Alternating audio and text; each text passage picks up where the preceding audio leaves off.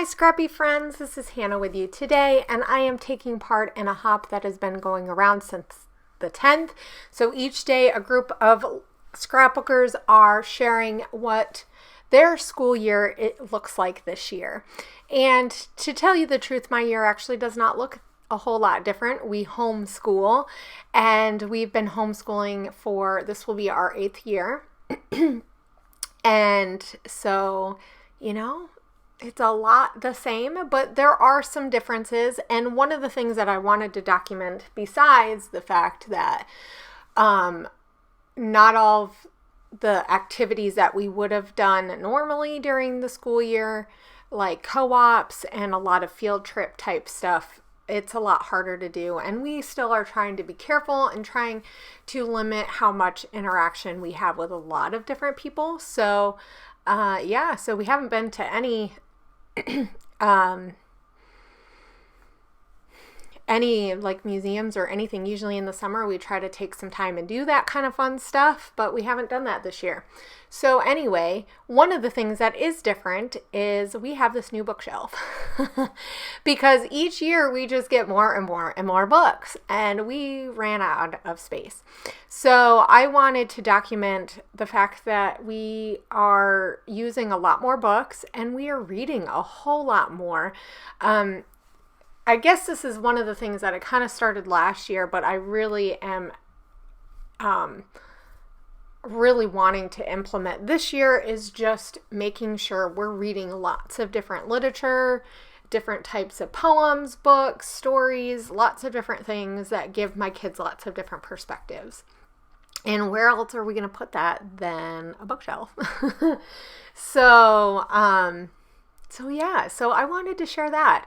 So one thing that I thought might be kind of fun was, a while ago, like when I was in Hawaii. So if I can find the link to it, I'll make sure I put that below, because I think I did a video for that too.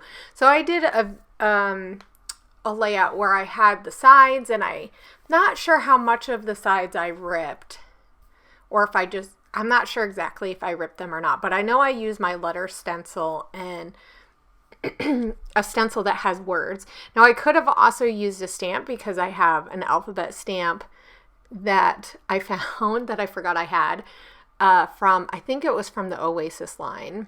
But anyway, so I'm going to take a stencil and use my pen, and I'm going to put some color over it. So I kind of at this point know I want to do that, but I'm just getting my layers on the side ready. And I also found this alphabet paper, and what better use than for a school themed layout, because really, I could put it on anything, but probably a paper like that, which I forgot I had, I wouldn't have used it on just anything. So even though sometimes I do stuff like that and just use random stuff, but I feel like a paper that's like an alphabet paper, I feel like it works so much better when you have like some kind of learning or school or some kind of theme like that. I don't know if you guys are like that, where you have certain types of pattern papers that you really only want to use with certain themes. And that is one of them, especially one like this. But the black and white really helps like ground stuff. So I am only going to put that cork gritty type paper on the one side. I don't know. I just felt like it really only needed to be on one side. So I might tear that down a little bit further. I can't remember if I did that already, because I know I teared it, but I brought it down just a little bit more. Yeah, there we go. Because I just felt like it stuck out just a little bit too much. So those are all the papers that I pulled together to use on this layout. I wasn't sure if I was going to use all of them or not, but here's the stencil. This is from an Amy Tan pack that had some 3x4 stencils. So I'm not going to spell any words, but I am going to go through, and of course you see a lot of my head and stuff, but the good thing is with my new setup, which I think is working pretty well, even though I tend to get in the shot, you can see a little bit more of what I'm working on. So that's nice. So I'm just going to go through. At first I was kind of thinking about going closer to ABC order, and then I decide that it really doesn't matter because it kind of takes a little bit longer to think about doing different ones. And so I'm just going to put these letters just throughout. And I really like using this pen with a stencil technique. I've done it quite a bit of times. It's been a while since I've done it though. And it's just really fun. So this is a Pentel pen, and it's I think a V6. It's a ballpoint. But I really like that it works pretty well on mixed media. Like it doesn't dry up or it doesn't like not roll.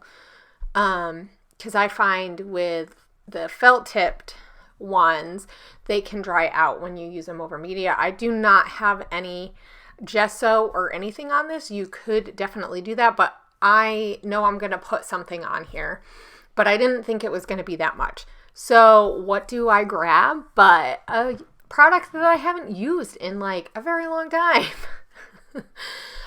So I'm going to pull out some gelatos. I say gesso. I'm going to pull out some gelatos, and I find that when you put it on gesso, it acts much differently than when you don't. And I don't mind in this aspect because I know I'm just doing a circle around each of the letters, that I think it will look better without the gesso, which is why I didn't use it. You could very well use it. I think a clear would have looked really nice because you would still be able to see. So I am just going through trying to figure out where I want the different colors. I'm trying to pick colors that I think will go well with the papers. And I still have a few more, which you see me counting. And I do end up deciding to use that purpley pinky color. So, and I actually, when I blend it out, it looks really well. So I have one of those little sponge thingies from one of my gelato packs. It is a little rough, but I'm going to use it for my lighter colors because that's what color was already on there. So either the coral or whatever. So I'm going to use it for those colors. And then I will have to go and get, actually, so what you just seen me do is some of the foam from that was kind of coming up. And with gelatos, because it is like it's kind of like a crayon, like a waxy crayon feel, but it flakes off really easily, more so than a crayon. And if you touch that anywhere else, not in the spot that it is, it will smudge other places. And I really wanted the color to just be around there. So I'm just basically blending it out so that there's not a lot of residue from the gelato. Now you can use water. I decided not to. So it is not anywhere near, like if water gets on this, it's bleeding all over the place. But I will say, because I didn't use gesso, it is going to stay a little bit more contained if I had water on it than if I used gesso. If I used gesso, then that color would just go everywhere because it blends a lot differently. But I like the way that it blends this way. It looks a lot more like an ink pad as opposed to like a watercolor.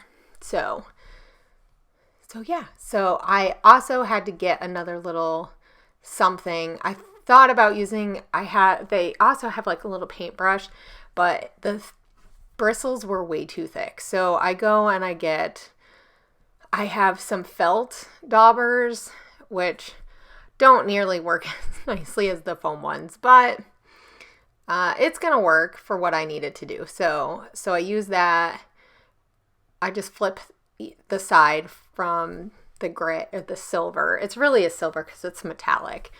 And I will say the green, that teal color, is also a metallic color. So some in the middle where I first started, it does have like I said, a little bit of a residue where it looks a little bit more waxy or something, but I don't know. It's not that bad. So, and the one thing I like about the background that I'm using, so that white cardstock is the textured kind, and I really love how with gelatos it gets kind of in there. So this is what I have.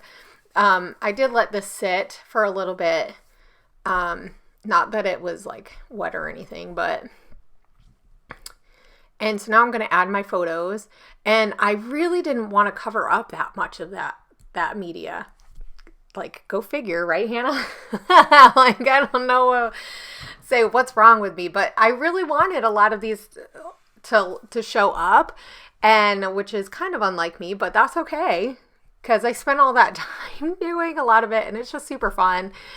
And so I'm only going to use that paper. I'm going to cut it down quite a bit. And so you're really going to see, I do cover up the O that was in the middle, but you are going to see the V, or a little bit of the V. I do put another piece thing, like an embellishment piece up there. So you won't see that much of it, but you'll see the silver part. So that's okay. And then you see part of the T in the end, the N. So yeah. So now I'm just going to work on this, and basically it's just about finding different things. I will apologize for that paper towel. I had that on my desk in case I had stuff from my gelatos on my hand, and because I will say it can smudge if you're not careful and you're just touching it a lot, it will get on your hands. So I found this Maggie Holmes piece that has the alphabet on it, and it was similar colors as what I had. So I thought that would be really fun, just kind of a little bit of a layer. And then I find some rub-ons I think it's from the Pick Me Up collection. I did not, however, look at any of the embellishments from that collection. But there was a few that I thought would go really well. One says, I love. Another one says the little things, or all little things, or something like that. And then there were some buttons. And so I used those on my layout as well, just to kind of add some pops of color that were similar to the ones that were on my layout. And rub-ons are a really fun way to add something really little, a little bit of pizzazz if they are good rub-ons. And I will say, I am very impressed with these rub-ons, because these are not from this year. They're a couple of years old now, probably. So, and they still work. So I'm pretty impressed, because I've had some other ones that, gosh, you're never using them. Like, even when you first buy them, they don't. So I'm not sure why some work really well and some don't. I don't know if it depends on who they manufacture them from or what. Because some of them are probably from similar companies. I know the Heidi Swapp ones, those ones did not last very long. And the Chamel ones didn't. And that's American Crafts. And Pink Paisley technically is American Crafts. So I don't know. I'm not really sure. So I have these big enamel dots, and I thought, hey, wouldn't that be fun? That gray kind of looks like the silver. But then once I got looking at it, I did not think the color worked well. I was like, this is not really the same color. So I'm going to go back and switch it to this lighter blue. Well, it's like a green blue. And so now I'm just trying to find some other kind of embellishments, and I'm going to look for some enamel dots in a little bit too. So, just looking for a few things. I also pulled out some tag type things. So I pulled out a few from Citrus Twist, and because they had some wood grain, and I thought that would kind of go really well because my shelf is wood grain. So this shelf is in my not in my scrap room, in our school room. We have a room that is like an all-purpose room. So it's a school room. It is like a Lego room. Both my kids and my husband have a whole bunch of Legos down in there. And so we have a few other shelves. So we have that shelf and a smaller one, and then we have a really big desk and a roll top desk in there. And what else? So in one of the walls is we use the paint that you can use chalk on, so chalkboard paint. So now I'm just building some clusters. Anyway, so I only got that new shelf because that's kind of really what I wanted to highlight, even though it's not all the way full yet, but that's a good thing because now we have space for so many more books. Because I'm pretty sure we will read through all the books that we get for this year. We have quite a few that I'm really excited about, and some different types of styles. So, yeah. So I'm super excited about that. And so I found that smart is beautiful. And I don't know. So here's my thing is I'm not really sure how I feel about it there. It's there for now anyway. But like it covers up quite a bit of that piece. And I really like it, the saying, but I feel like it doesn't work that well there. Like as I'm watching it on the video, it didn't seem that bad in person, you know. But anyway, so the title is going to be New Book Adventures. And just those couple little clusters, and I wanted some places to put those little paper clip from Simple Stories. Those are really old. And so now I'm just going to finish it with these enamel dots, and then I am pretty much almost done. I'm just going to add the date. I did not do my journaling yet. I usually do that when I go to put it away. Oh yeah, I forgot that I added that, and it says anything is possible. And I thought that kind of went really well with the fact that when you're reading books, anything is possible. You could go anywhere and you can be anything. So thank you guys for joining me today. Here are some close-ups of my layout. If there is a little bit of an orange tinge to these at the top, it is because our lighting is super horrible this weekend from the fires. So yeah, but don't forget to go check out all of the other scrapbookers who are joining in today, and don't forget to check out all the other scrapbookers who have joined in this whole time. I will see you guys later, and have a great scrappy week. Bye.